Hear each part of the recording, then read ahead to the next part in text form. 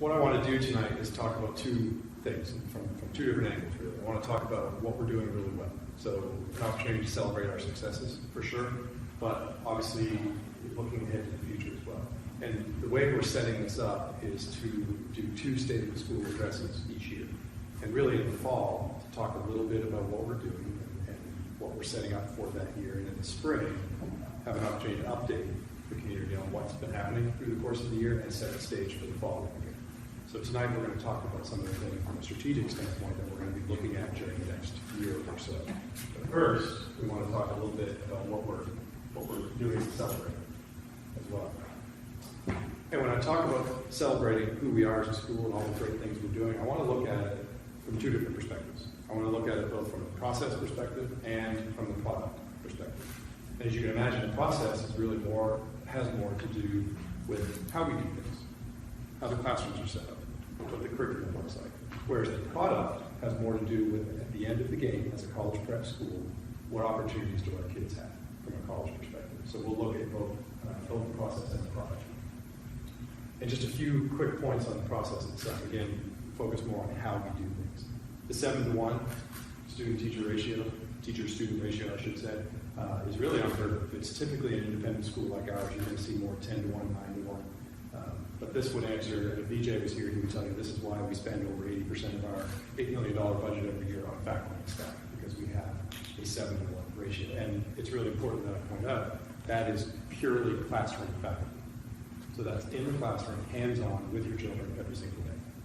If you added administrative staff, part-time, bus drivers, who's in the kitchen, who's helping us clean the evenings, that number would obviously go lower. And you can play with those numbers when we talk about ratios, but I want to make sure everybody understands that is purely classroom teaching 7-to-1, which means our kids are getting all kinds of personal attention, especially in a lower school. We can do a lot of differentiation, and most importantly, we're building relationships with the kids, which I would argue is at the core of every bit of success that we have. And you can't do that when you walk into a classroom with 35 kids. The second point has to do with opportunities, and I think as most of you know, one of the opportunities you have coming to a private school like Augusta Prep, the size we are, is to participate in virtually every aspect of life. So for instance, when it comes to opportunities here at Prep, we offer 66 different courses, and that's growing, by the way. For next year, we're actually going to add some. But 66 courses are offered this year in the upper school alone. 18 AP courses, and on top of that, we have 18 varsity sports on campus, many of which are supported by JV and middle school, and even all the way down to the Little Tykes playing basketball on Sunday afternoon. So we offer an incredible array of athletic opportunities as well, too. Here on the stage this year, we're going to offer 5 different full productions, which is pretty incredible for a school our size. We have chorus in place. We have leadership opportunities through clubs. It's an endless number of clubs. I think we've added 5 or 6 clubs just this year because kids came to us with a passion, found a sponsor, and boom, new club. So all kinds of opportunities for the kids to participate. And the way it works at a school like ours, as you all know, is the kids that are playing football are also on stage and in the classroom. And they have to be successful in all 3, or else we don't have the opportunity to be successful in all 3 as a school, which is really one of the benefits. As we think about it as parents, one of the benefits of having your children here at Prep is they'll have the opportunity to participate in lots of different areas, not just focused on one, like it was when I was going through a large project. Effective use of technology is a pretty big umbrella. We have a technology integration plan, which I'll touch on here in a moment, in place, and we're building on that, of course. The photograph that was up as we started was the Z-Space, which is a 3D, both hardware and software, a 3D imaging opportunity for kids.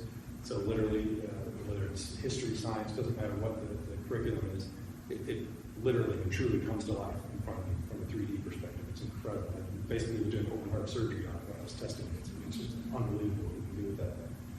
We have, in our curriculum at this point, we're doing both coding and robotics, which is incredible to watch. And then, as I mentioned, the one-to-one technology integration plan. Our 5th grade next year will be full one-to-one with Chromebooks, for instance. And I think in the very near future, as a result of our strategic planning, we will be talking about a BYOD program all the way through high school, which opens up all kinds of doors. Then you can start thinking about getting rid of textbooks and offering open source materials. That's when you can start integrating what the kids are doing on their screen with the smart board in the classroom. And again, it opens up all kinds of doors. So we're pushing the envelope from a technology standpoint as well. And then I think the most important, personally my favorite part of what we do here at Prep is challenge and support. And all I mean by that is we are going to purposely push kids outside of their comfort zone. We are going to challenge them beyond the limits that they think they have already set for themselves. And we can only do that successfully if we're also there to support them. So we will very purposely push these kids and challenge them and make them think they are going a little bit further than they ever thought they would. But we're also going to be there on the back end to support them. And that's academically, certainly, but again, artistically and athletically as well. We're going to push them and expand their horizons every single day on our campus. So shifting gears a little bit, as we talk about all the wonderful things we do at Prep and what makes us successful, we want to think about the product as well. So we will talk about the college admissions, but before we get to that, a couple of the other things that really identify us as a top school. NHS, so the National Honor Society. We are a member of that selective group, and getting even more selective when you think about the Cum Laude Society. There are only 8 schools in the entire state of Georgia that are part of Cum Laude Society, which is highly academic, not only academic, there's a character piece to it as well, but highly academic, and there are only 8 schools, and no other schools in the CSRA are part of Cum Laude. And then the Malone Foundation, for those of you who are not familiar with it, I know some of you are, the Malone Foundation is interesting. The Malone family was based out of Stanford University, and when the patriarch of the family passed away, he left a large sum of money with a goal. And his goal was for his family, for the foundation, to identify the top school in every state in the union. So 50 schools were identified, one in each state, and each of those schools received an endowment between $1 and $2 million. And the spin-off, the interest from that endowment, was specifically to be used for kids socioeconomically who wouldn't have had the opportunity to be part of that school otherwise. And we were the school chosen in the state of Georgia. And if you look at the list of criteria that the Malone Family Foundation uses to choose those schools, that elevates us extremely well as well. So the fact that we are the Malone School in the state of Georgia does a lot for us in terms of our reputation, certainly. And I knew about the Malone Foundation because I've been involved in schools previously that were part of the foundation as well. So I knew a little bit about it. What I hadn't experienced until I got here to Prep was the network of heads from other Malone schools around the country, and what a valuable resource that is for us as a school community as well. So again, one more check mark for us as a school. You can look around the entire CSRA and you won't find higher average SAT scores or ACT scores when you talk about the product. As much as I would like that not to be the determining factor when you're looking at the college landscape, it certainly plays a big part. There are many schools that are now test optional, certainly, but the test scores, the ACT and SAT, certainly do matter. And again, you're not going to find higher numbers than you do here at Prep. I like this number too. This is another number that I've not seen in my experience to date, where 95% of last year's senior class who took AP exams scored a 3 or higher. And a 3 or higher often is referred to as kind of the passing grade. A 5 would be the top score you can receive. Typically, if you're going to receive college credit, you need the 3+ on your exam. So that's why that 3 is a real popular moniker. 95% of our kids, last year's senior class that took an AP exam, scored that 3 or higher. A lot of times at a school like ours, if you look at school profiles, you'll see numbers in the 75-80% range. But 95 is pretty impressive. I like the attrition rate as well. So thinking about Brad in the admissions office, we're sitting here in a community of Augusta that's fairly transient. When you think about the medical community, and certainly out of Fort Gordon, fairly transient community. Yet our numbers are below the national average when it comes to attrition. So what that screams to me is that people want to be here. Some people are forced to move, whether it's military, medical, or otherwise. But the folks that can make the option to stay here at Prep, stay local, are not going anywhere. And the numbers, we're actually in the middle of the re-enrollment process right now. And the numbers that are coming back, we're pacing ahead of where we were even last year. So I can't yet say what our attrition rate is going to be, but my hope would be, and indications are such now, that that number may even be smaller. The national numbers are in the 11-12% rate across the country. So the fact that we're below those national numbers in a fairly transient community, again, speaks to the quality of school, the fact that our families want to stay, want to be part of what's happening there. And then the college admissions piece, obviously we've got Ivy on board, and Marcia and her office doing incredible work. And some of the numbers that are fun to share in terms of where we are now with college admissions. Of all the responses that we've gotten back from students who've applied at various colleges all over the country, 92% of those responses as of January 1st were yes, which is an incredible number. You think about the colleges that are out there with their admission rates. There are several colleges this year that will have admission rates in the single digits.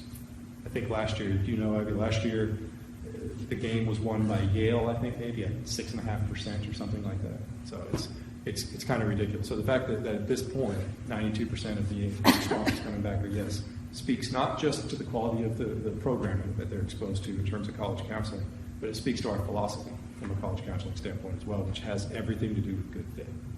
So the fact that we have students who have been admitted to Princeton and to Columbia and to Harvard and to Duke, that's a nice list to put on the wall, but more importantly, it says that the programming here, the faculty here, the curriculum here at Prep has prepared kids to go to those schools and be successful.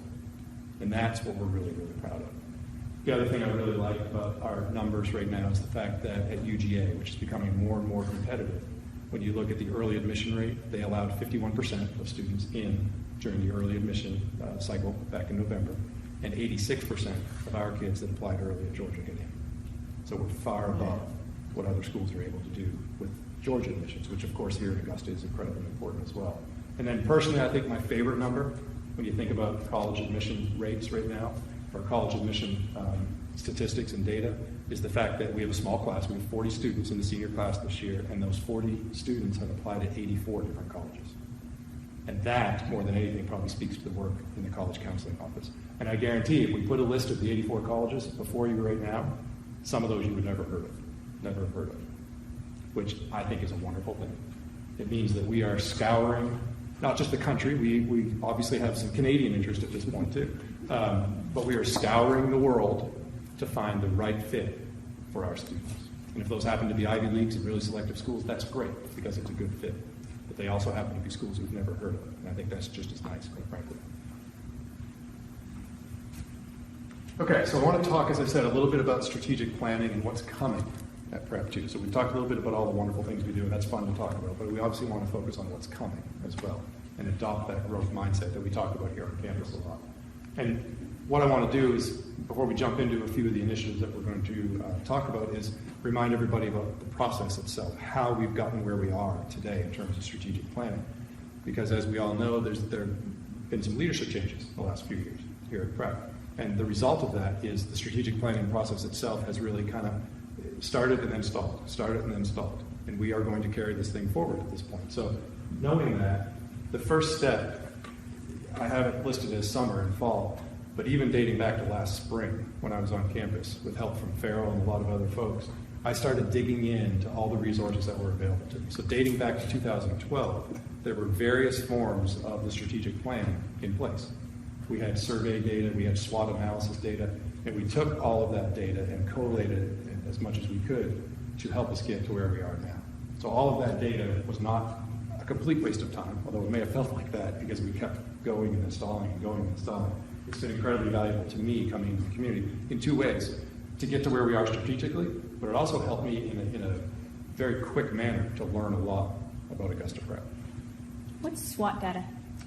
SWOT analysis is something you typically put in place when you're trying to find out your strengths, your weaknesses, your opportunities, and your threats. So it's usually done through a survey. And there was lots of that done on campus, as I heard. The second step was to take all of that data, synthesize it as much as we could, and take it before the admin team, which was a huge help to me. And with the admin team's help this fall, what we did in the admin team room was we came up with 5 strategies, 5 categories. And within each of those categories or strategies, we have between 4 and 7 actual strategic goals, some of which we're going to talk about here tonight. So in all, we're going to end up with, at this point, it looks like we're going to end up with 28 strategic goals divided up into 5 different strategies and 5 different categories. And again, much of that work came from what was done dating back to 2012. And what the step we're involved in right now is gathering a lot of important feedback from the faculty. So we literally have put a survey out to the faculty. We've done presentations for the faculty on where we are, what those 28 strategic goals look like, what those 5 strategies look like. And we're gathering feedback from them before we take the next big step. And what's coming back, we're in the middle of that process, but what's coming back to date is a great deal of support for what they're seeing on paper, which again, I think speaks to the fact that it's not new. This is information that they've been compiling, information they've been providing dating back to 2012. And frankly, I think there's a lot of desire to see the actual strategic plan come to fruition. So we're getting a lot of support for the work that's happening here on campus. So that begs the question, what's next? And what we're going to do, again, going back to the admin team, is now the real nitty-gritty, the real work starts. So we've got our 28 goals divided up into 5 categories. Now we have to put tactics behind those goals. How are we going to accomplish those goals? Who's going to be responsible for accomplishing those goals? What kind of resources are we going to need to accomplish those goals?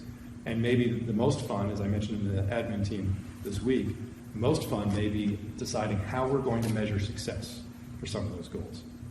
Metrics are hard to come by when you look at some of the goals that we've got in mind. So we're going to put a lot of thought between now and rolling through into the summer and fall into exactly how we're going to measure success when we look at our 28 goals. That'll be our next big step. And then communication, of course, is going to be key. We're going to find the right ways to take our goals, our strategies, and take them to the entire community so that everybody is part of that process. And then ultimately use the tactics that we're developing, starting to develop now, to actually do the work to achieve those goals. So I just wanted to give you a real quick look at what we're doing, what the process looks like, and how we ended up where we are now. Right? Who's the admin team in this piece? It involves a whole lot of people, so help me. Some of them are here. Our 3 division heads, Pam from the development office, Ivy from college counseling, Brad is there from admissions, Preston is there from communications, VJ from the business office, Charlotte from technology, Tom from athletics, who am I missing? Amber from auxiliary programming. Jennifer Hudson. Going around the room, Jennifer Hudson from counseling. Who? Laura, thank you. Yep, Laura Fuller's certainly there. Is that it? I think that's it. So that's the admin team. I count on them for a lot, as you can imagine. Okay, so I talked about the 5 strategies, and we looked at this real briefly in the fall, but I'm going to go into more detail now and talk to you a little bit about what they're going to look like specifically here at Prep.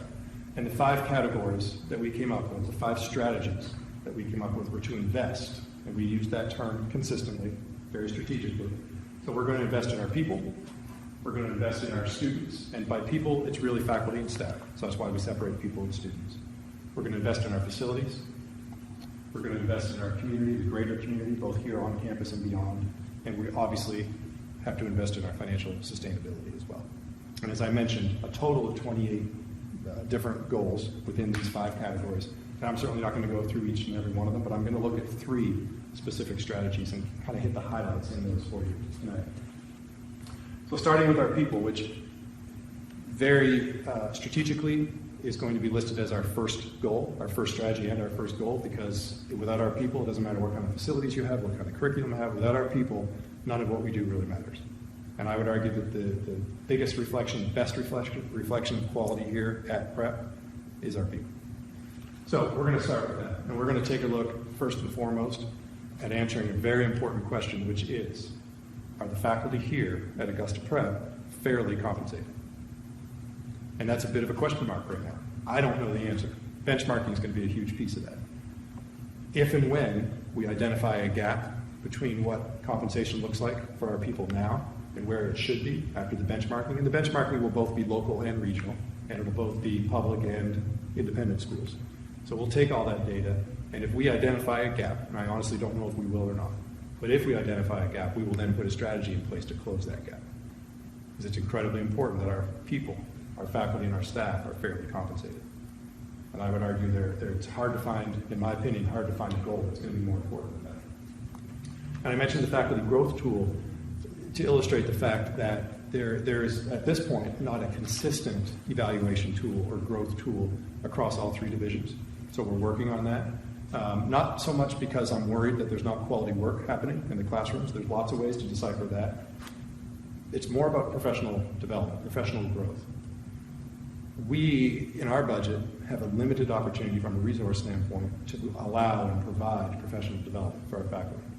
But nothing is more important. I talked about a growth mindset earlier. We've adopted a growth mindset on campus, which means literally we want to be better tomorrow than we are today.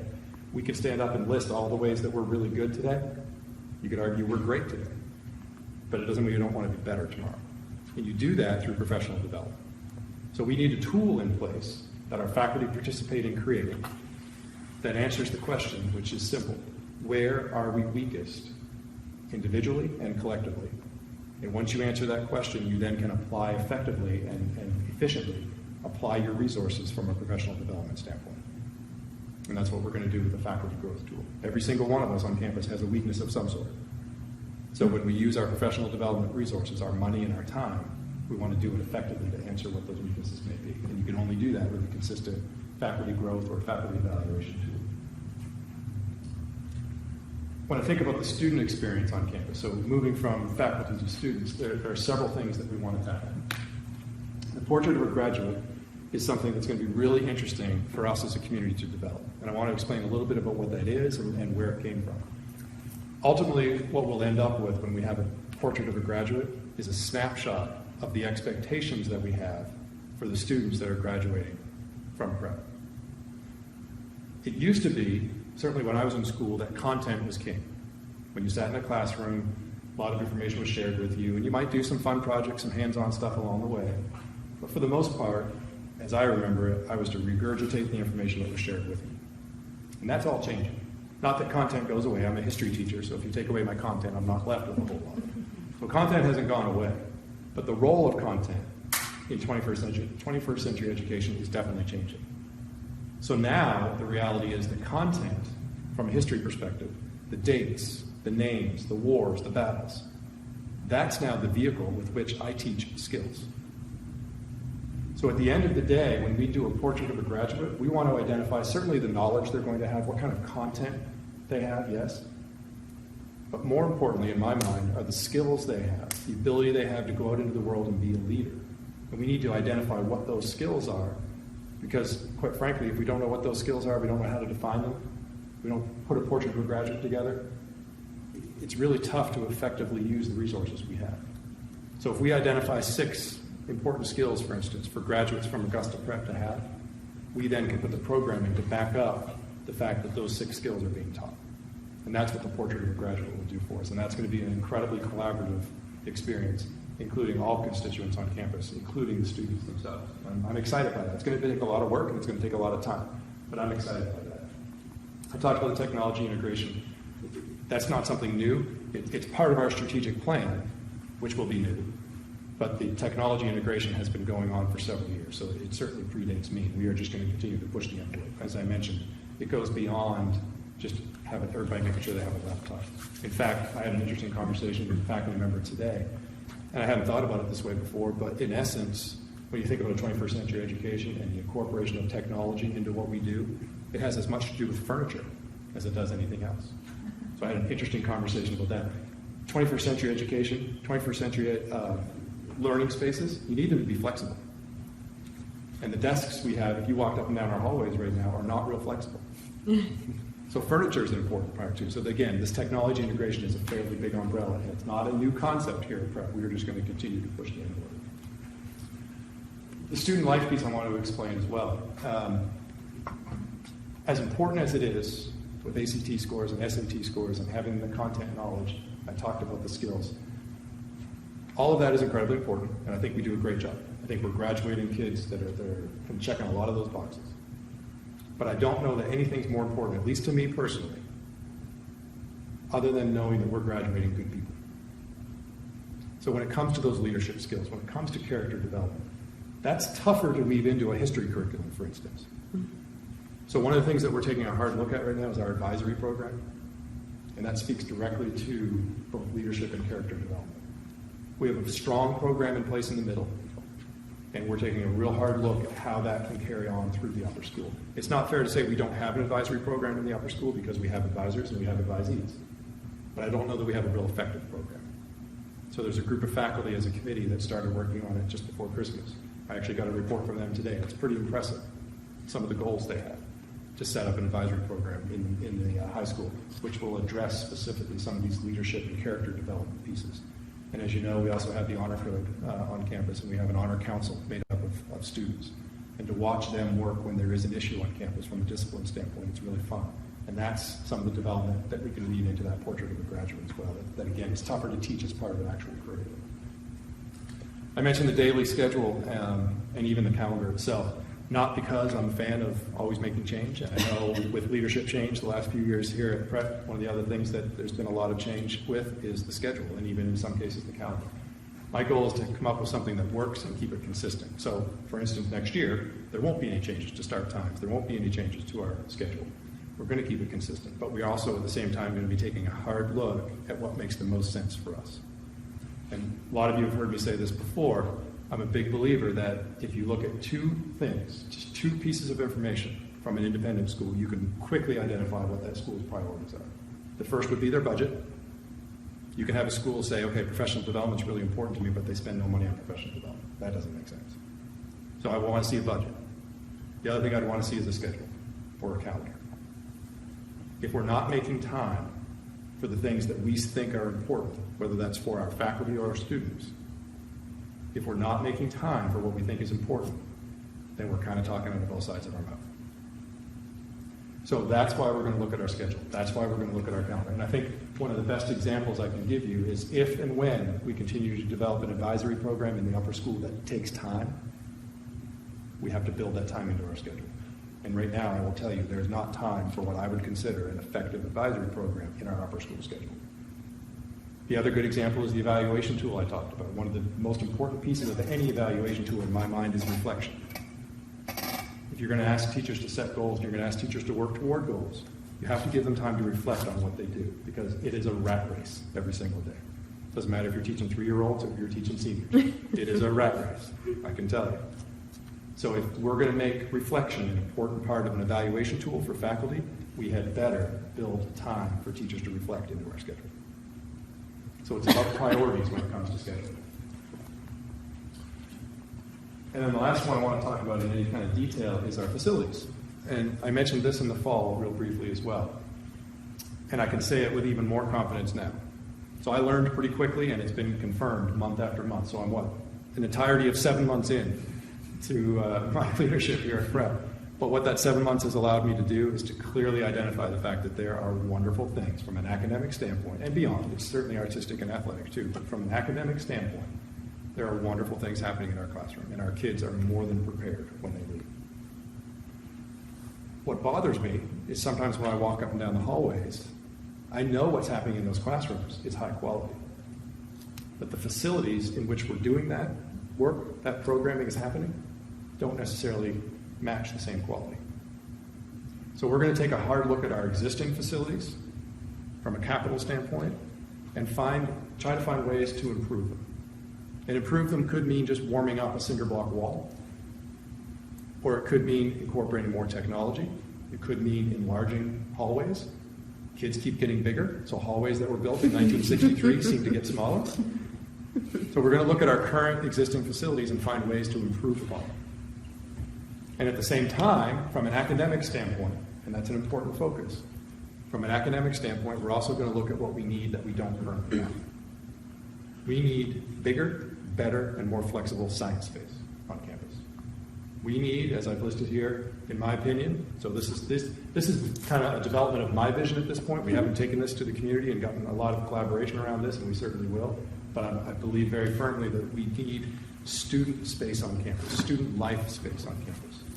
A student center, for instance, someplace that's kind of a central hub for our kids. So I'm not naive to the fact that we need to improve what we have, yes, but we also need to add to what we have. And that's going to be part of our process as well. And then safety and security is just an ongoing initiative.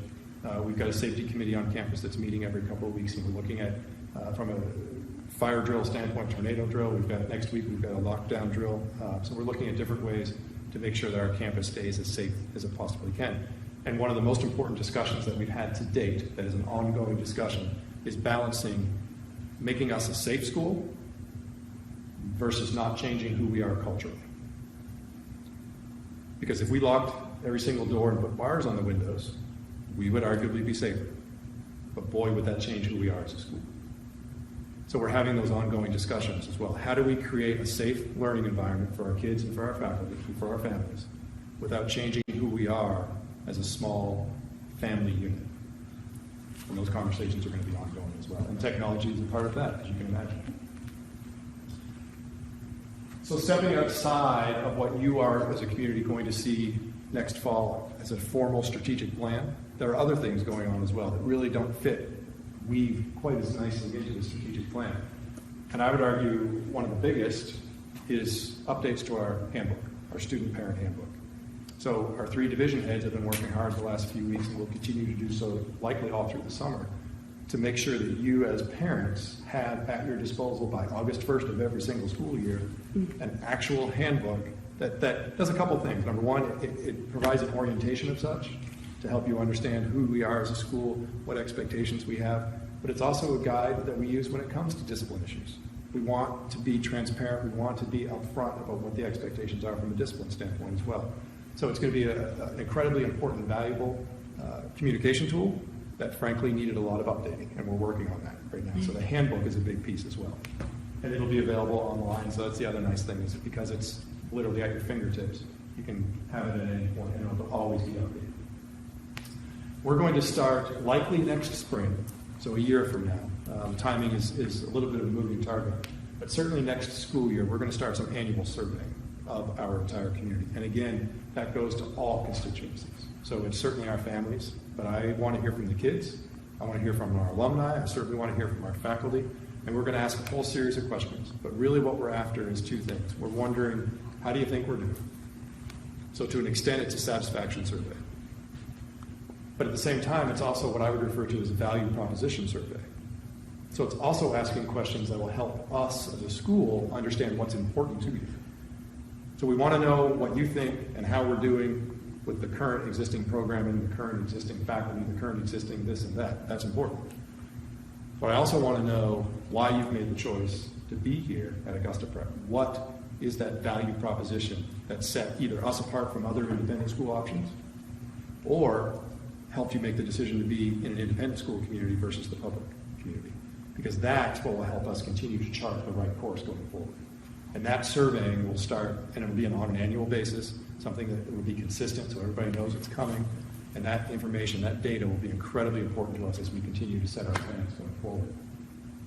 And I listed the relationship piece up there because, again, that's another thing that's going to be ongoing. It's certainly been a focus of mine, being new to the community, but that's not something that I check a box on, and okay, I'm done.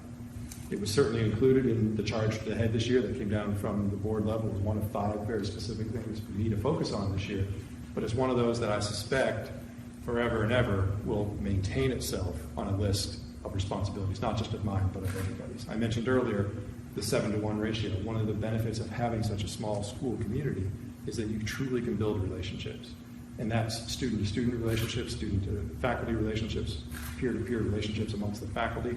It's an incredible opportunity that I am certainly going to take advantage of, and again, it will be an ongoing process for us. And then, as I think most people know at this point, we've got new leadership coming into. Andy's really excited that I put his picture up. You know he's watching. He's watching right Yes, now. he might be watching right now. Hi, Andy. So we've got new leadership coming into the upper school. And I've referenced on a couple of occasions, even tonight, the fact that we've had some leadership turnover. And that certainly has been the case in the head of school's office the last few years. But it hasn't just been the head of school's office. It's been the upper school head's office as well. The current seniors literally are on their 4th upper school head in those 4 years. Yeah. And unfortunately, the current juniors will have their 4th head next year with Andy. But that's where it stops. So I made Andy sign a 93-year contract. So but he's phenomenal. I put some of his accolades up here for you to see. He's going to be in town in March. He and Amanda and their 3 young ones are going to be in town the entire week of March 14th. So I put the date up there, but Wednesday of that week, right out here in the lobby, we're going to have a little reception for Andy, and I think Amanda's going to stick around that morning as well for parents. So I would encourage anybody who's interested to come on out and say hello to Andy. He's got a wealth of experience. He's got all kinds of energy. He has already, from joining us in some conference calls, he's already added a lot to our planning for next year. So I'm incredibly excited by Andy coming to town and bringing some of his ideas, certainly. But really the most important thing he's going to provide is a consistent level of leadership, not just for the faculty, but I think the students don't know how to express this necessarily, but I think they're yearning for some consistency and some leadership from that position themselves. And Jerry Chambers this year has done great work. He's done exactly what we asked him to do. He's phenomenal. He saved us in a lot of ways, quite frankly. So no disrespect to Jerry whatsoever, but I think the entire community is going to benefit from Andy's arrival. So I'm really excited about that. And that is the extent of the slots. But I'm going to guess there are some questions. We need to figure out a way to get like a phone-in question and answer period. We have now. Tweet your questions. a little while ago. We had 177 I'm views. surprised you didn't. There you go. So we have quite a captive audience. Did you hear that, Pete? I did not. I'm sorry. 177 We had people. 177 viewers just a few Wow. minutes ago. Wow. So All right then. Cool. Is that like register on some Nielsen rating or? it's up here. That's awesome. All right. Super Bowl. Eat my heart out. Okay. So what kind of questions are there tonight? And what I'll do is repeat the questions so the 177 people can hear them. Well, maybe next time. Do you want your number all over the internet? Are there any questions about anything? Just a quick comment. With the updating of the handbook, I think that will be a major tool for admissions as well. Because as a prospective family, as Peter and I were interviewing last year, the handbook was something that I looked at to gain some more knowledge about the school. So I think as we're writing and editing, I think that is an important audience to think about. Yeah, I would argue that the handbook certainly, and as we talk a lot about the strategic plan tonight, that strategic plan, much of it will be an internal piece certainly to keep us on pace, but I think those two documents can and should be a nice marketing tool for your school too, absolutely. Well, and I have to admit, as a current parent, I tried to access it online recently and couldn't find it. Okay, it's there, but that means it's not easy enough to find. That might be because we don't want you to find it because it needs to be updated. Okay, that's good to know, Harry. Which is okay, but Well, it's not okay. Neither of those are okay. I can tell you the upper school, I'm assuming you're looking for the upper school. I actually was looking for the middle school. Oh, okay. It's on the welcome page of the middle school drop down. But the fact that you right couldn't hand find it tells us something. Right. Okay, thank you. I'm sorry, but thank you. That's okay. Perry, would you just speak to enrollment for just a minute? Sure. You know, just where we're at and what our goals are. Sure, absolutely. The goal part's a little tougher, but talking about enrollment, very, very healthy right now. Our 5-year average has been 555 for total enrollment, and as of this week, we are at 552. Is that accurate? Around there. Yeah, 552. And again, the re-enrollment piece is as exciting as anything else. We are pacing ahead in two different main categories. In terms of re-enrollment, we're pacing faster than we did last year. So people that are looking to re-enroll are doing so quicker this year than they did even last year. And we're right in the middle of that 3-week window today.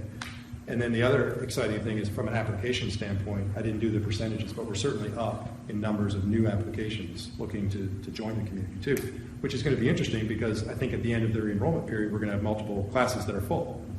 So you've got all these new applications for spots that may not exist, which is a good situation to be in as a school, certainly, but it also makes it tough to welcome new members to your community. So we're going to have to balance all of that. And in terms of planning, I didn't talk about it in detail tonight, but one of the pieces that will certainly come out of the strategic planning process is a strategic enrollment plan.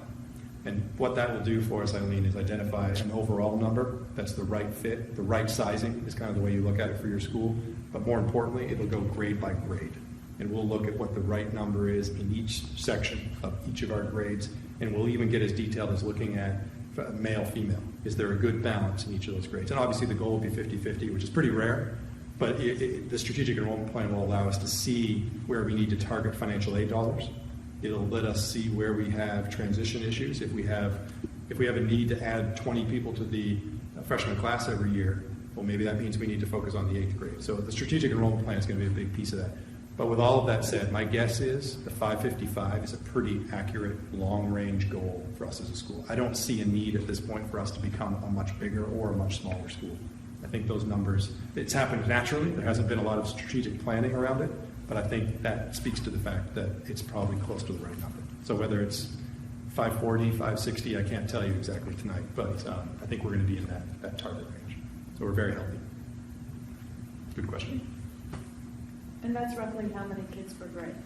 It's all over the place. That's what there's the other thing the strategic enrollment Which plan is does. so interesting, It right? is. Because surely you would think, okay, it may not be the same in every division, but within a division would be more similar. You would hope.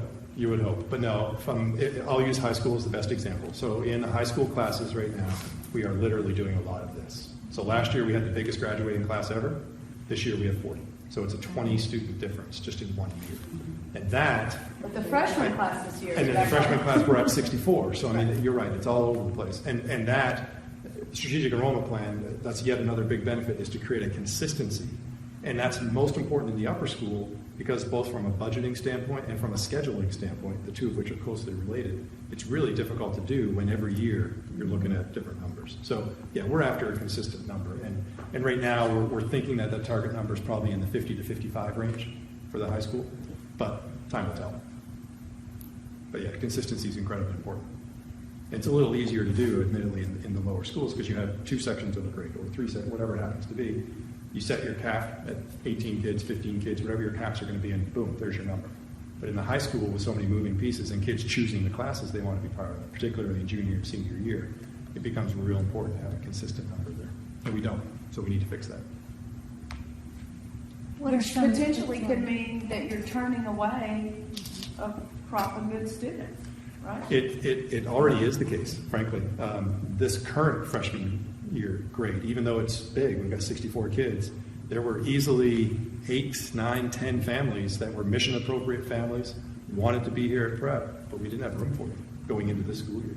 And again, in some ways, our goal would be to get to the point where we have no room for that to happen every year. That may be a stretch at this point, but that's the goal, is to get to the point where we have mission appropriate kids filling every single grade level.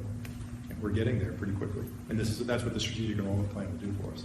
It's hard to say you're full until you know what your number is, and we don't yet know exactly what that number is. So. Anything else? I was just going to ask, you mentioned some new classes that were going to be added.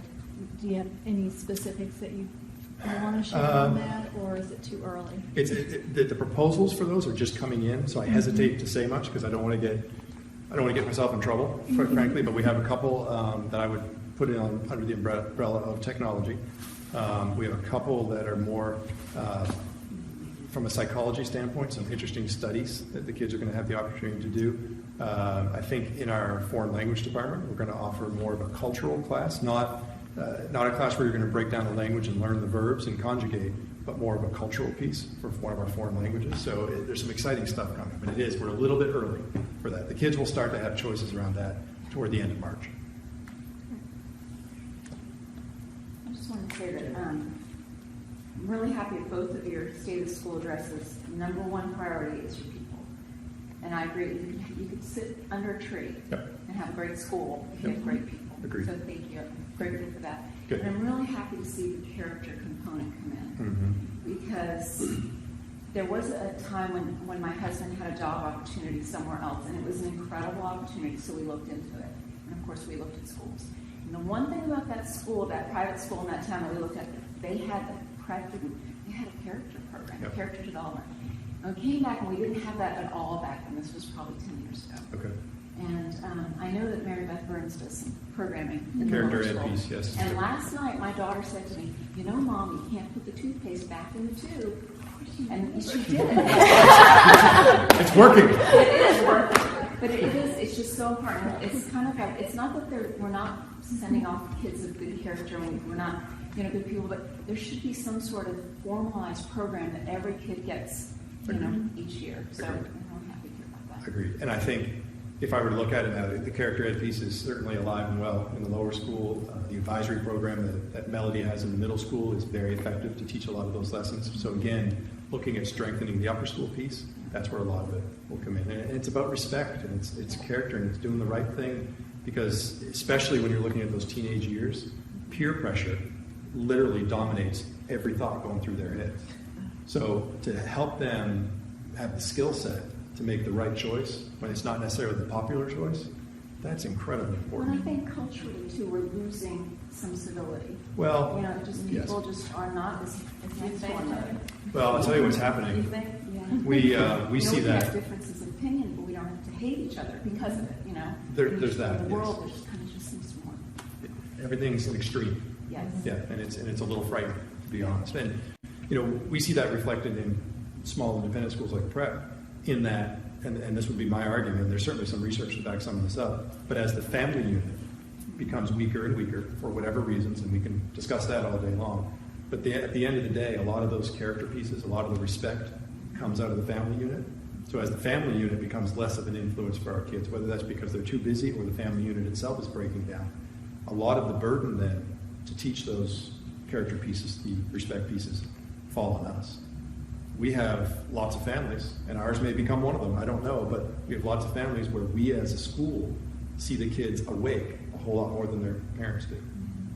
So a lot of that burden ends up falling on us. And right now, I don't know that in the upper school we're doing enough along those lines. And then again, there's only 24 hours in the day.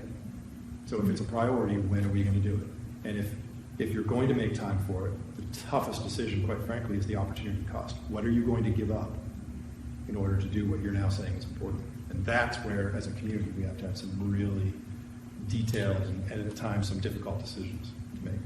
But it's important. Anything else? Okay. Well, whether you're 177 people out there, oh, I'm sorry. I'll Good say I question? think it's great that we see your face at the lower school, the middle school, and the upper school. Oh, well, and the thank you. kids know you. It's positive energy, and it's wonderful. Good. Well, thank you. I appreciate you At saying first, so. I thought you were over traffic security, but then I was like, oh, great, this is... They found something I was good at. They make me direct traffic. Pam and I out there trying to get run over. I know, I love it. I And now love we have it. reflective testing. Well, thank you. That arguably It is is my amazing. favorite part of the job. It's amazing. I love it. Well, thank you. I asked Oliver's for his pre-K class the other day, his Yes. 4-year-old class, do you know who Oliver's dad is?